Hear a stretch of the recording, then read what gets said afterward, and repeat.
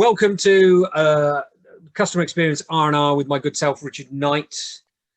Good afternoon, everybody, and my good self, Ryan Huxtable. Of course, as we know, spelt the weird way. Listen to this, Rich. This will make you laugh. I went to see a client yesterday, and when I rang them, I said to them, I was going to go for a physical meeting, and they said, "That's great. We'll reserve you a car parking space." And I thought, this actually happens. This actually happens. So I turned up in the car park, and the receptionist was duly putting the little signs up. I was a little bit early, and it was the funniest thing because it said Ms. R. Huxtable, because obviously, the way I spell Ryan in Welsh is Ryan, which is a female name. Yeah. And when I walked in, I thought really interesting how she reacts, because I kind of walked in clearly, well, maybe not. Clearly, I'm a man, and she said, "Oh my goodness me," she said, "I'm so sorry." She said, "I've changed your sex." And it was brilliant. It was a brilliant icebreaker. She was such a lovely lady. And I just thought, she didn't try and shy away from it. No. She just embraced it, and we had a great conversation. Sorry, that's a little bit of... No. I think that's really interesting from our listeners and viewers' point of view, because I think that's something we're going to be talking about today. Just as a review, the next stage of the lockdowns are opened up. The 17th of May, earlier this week.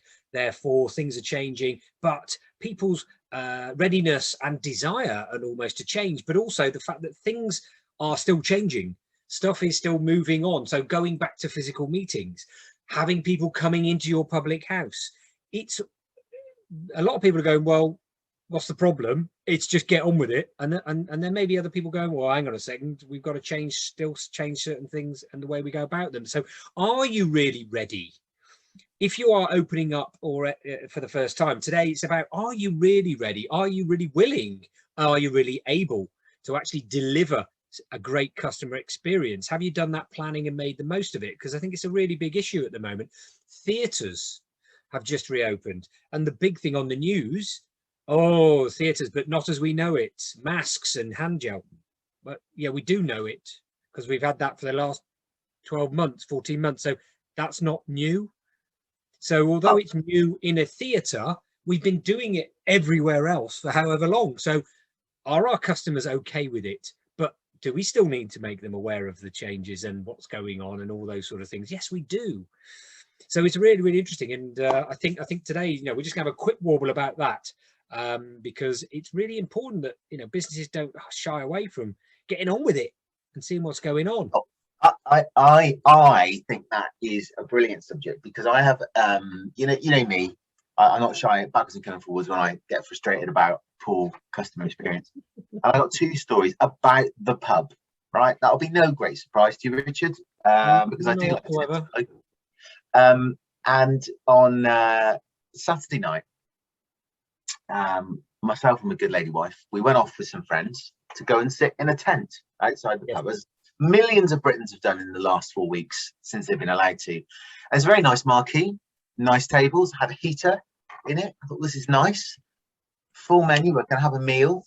Coat on, it was a bit brisk, it was a bit windy and wet, as it has been in these last, wettest May for God knows how many years, however long it's been. And had a very nice meal. The pub staff were very friendly. Having a great conversation with them about, the fact they could trade. And anyway, booked a taxi for about 11:30. We thought we'd make the most of it. We were quite cozy and warm in this tent. And about 10 to 10 now, an hour and 40 minutes before we were due to be picked up, with money burning holes in our pockets because we'd had our food, we thought we'd have a few drinks, we were asked if we could leave early.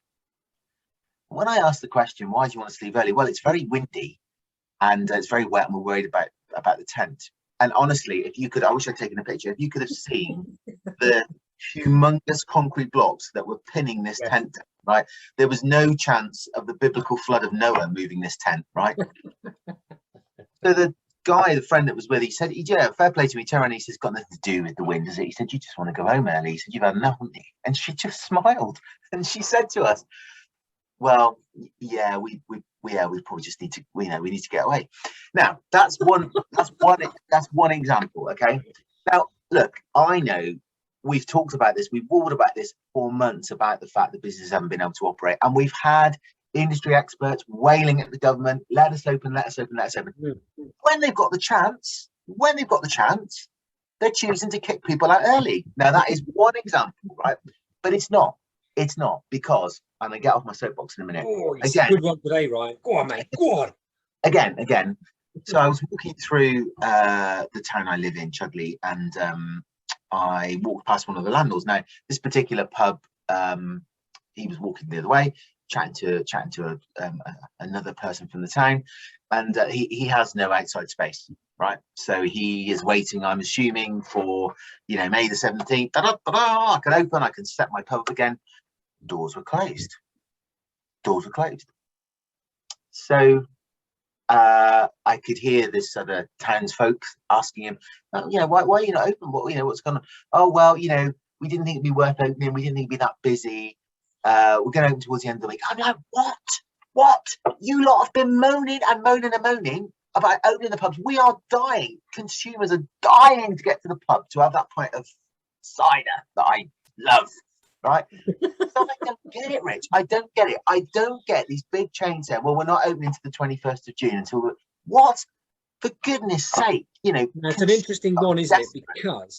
Because there is that thought. Then you'll get somebody who'll go, yeah, but it's not viable. It's not financially viable in terms of that. Now, part of me gets that because some of these more independents have got smaller premises or haven't got the gardens and couldn't do that sort of thing. Interesting one from the other side, but that's fine as long as you are communicating with your customers. There's where the critical thing comes in. If you can't do it, let the people know. So there's a pub in Salisbury, similar sort of thing. Lovely little pub, but you can't, and there's no outside space. And they have been for the last few weeks on social media saying, we're still here. We won't be opening on the 17th because we can't. There will still only be like 2 people allowed in the pub. It is not, there's no point. And actually, this was brilliant. They did mention the fact that, it's not financially viable, but that wasn't the main message. The main message was the experience that their customers would have and had in the past. The community, the standing up against the bar, the chatting to your mate. They said that won't be possible at this point, so it's best to wait. And they've almost built this thing up. I'm going on that first time they do open because I really want to stand by this bar and experience this brilliant experience. I haven't been in there for years, but I do want to go. It's got me, it's amazing. So the difference is incredible in the way they've set it up. The management of the expectation, businesses that can reopen now. Look, I get it. Look, I'm being slightly glib, and I understand there are various different challenges for businesses to reopen. Of course there is. But, consumers have been without their pubs now for nearly 6 months, right? Without, they can't go to their restaurants, they can't go to all of the stuff that as a British population we love doing. That we love to be social, we love to be out, we love to be able to go and sit and chat to each other. And I think, and I genuinely believe this, Rich, because there are a number of businesses that fall into that category you've just described, but there are also, back to your opening statement about kind of the will, right? The will to do this. I think some businesses have lost the will to create that experience, to create that excitement and that pent-up opportunity that exists. And some have done it very well as well. You go back to when you could only go to a pub or a restaurant and sit outside. People invested thousands and thousands of pounds in creating those outside areas. Yeah. So we shouldn't generalize, but I guess my point here is that if you be careful what you wish for, because we've pushed really hard, haven't we, as a society, to get back to some semblance of normality, start living life again, start to get those experiences back. But picking up on your other point that you mentioned, are you ready to create those experiences? Now, what's really evident from what you said from that pub in Salisbury is the fact that they can't provide that experience, and therefore they're choosing not to. My experience, what I think, if I'm blunt, is lazy. It's got nothing to do with the fact they can't create the experience. They're waiting for a bit longer. They might be enjoying their time off. They don't need to, they don't need to work. They don't need to worry. And that is creating the wrong experience and the wrong impression in customers' minds, because they're thinking, well, all right, well, you really obviously don't need my money then. I'll go and take it elsewhere. Yeah. Right. Exactly. And so, of course, we don't know either, do we? You know, we've got this Indian variant kicking off around the country. A lot of people don't know if this June the 21st date is going to actually materialize or not. And that's interesting because there is so much change here. You can't wait and see these days. You've got to make a decision. And it doesn't matter whether it's the let's open and go for it or the no, let's wait. But you have to make a decision. Whether it's based on your evidence, based on all of that, you know, your feelings as well, whatever it is, but you have to make that choice and then let people know about it. Silence is not golden in customer experience terms. I mean, it can be quite nice when you don't have another feedback request coming through, but if you do it at the right time, it all works really well. The other interesting one, and very briefly before we wrap up this short, sharp little chat, is I was speaking to a number of businesses earlier on today, and they were talking financial services, talking how brilliant this last 12 months has been. They've been smashing the record books. Absolutely fantastic. Can't work out why. Have no idea where it's all come from. Absolutely loving it. So here's the thought then. So if we're not talking out of hospitality these days and you're in that professional services, you're in that B2B work and everything's been going really well. There are issues there you need to be really aware of. Is complacency around we're all right, Jack. Everything is okay. We're solicitors. Conveyancing has gone through the roof. Everything's brilliant.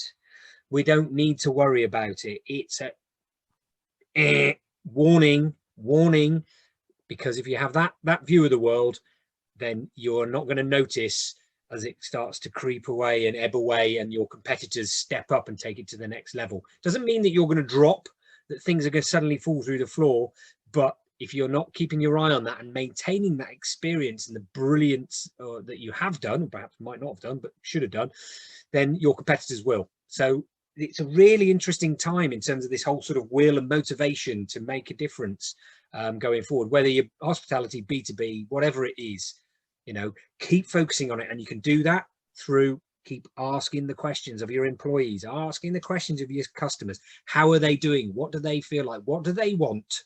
Instant insight. Yeah. Do you know, Rich, the best businesses, right, I don't know about you, but when I grew up learning my trade in the retail industry, I always remember a really influential manager in my life saying, Ryan, every time you open for trade, are you at your best? Are you ready to delight your customers? Right.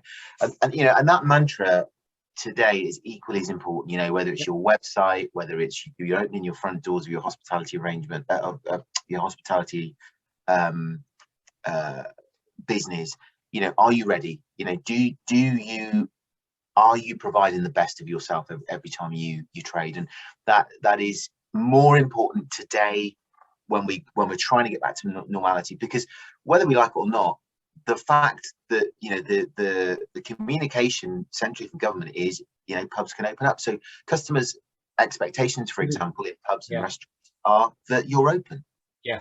So don't fall into that trap. You know, as Rich said, stay ahead of that customer pendulum. Ask your customers, ask your employees. Well, that's been my moan this week.